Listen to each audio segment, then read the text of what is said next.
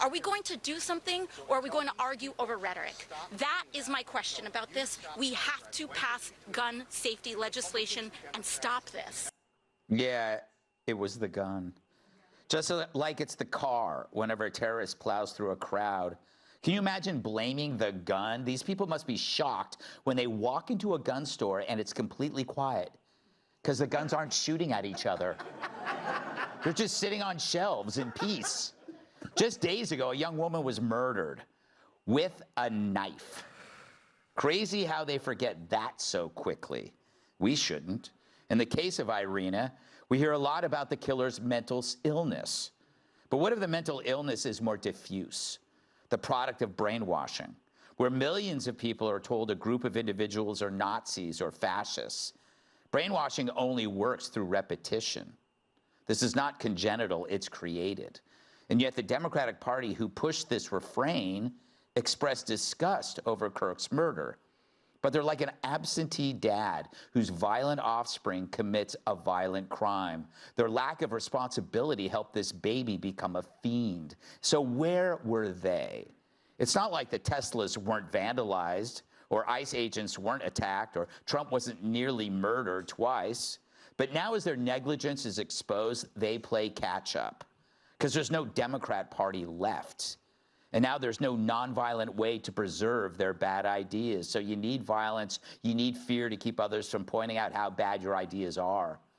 You know, Americans generally think live and let live. You do you, I do me, and we're good. But what happens when you're live and let live, but people around you aren't? What if they don't want you to live at all?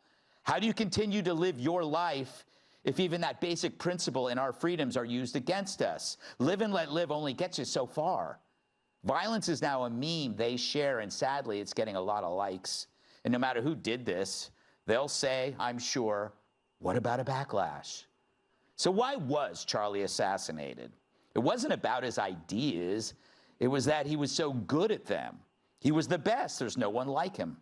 So this shall backfire. Look at history, at those murdered because they were good. MLK Jr.'s dream didn't die with him, or JFK's, or Lincoln's.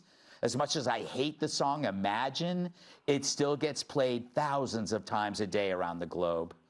So their legacy grows, and Charlie's will too, beyond his wildest dreams. And where Charlie is right now, he is fine. I picture God asking him for his autograph. True, he died young, but he accomplished more in 30 years than most countries do in 300. People love to say, I want to make a difference. Well, he didn't just say it, he did it. He was doing God's work. How do you know I know that? Because he was cut down by the devil. But his faith had him leave this mortal coil a joyous man. He already knew his impact, which will only grow with his passing. It's his family we grieve for, his children. And be honest, we kind of grieve for us. We lost someone great, one of us, a man whose entire career was built on polite conversation.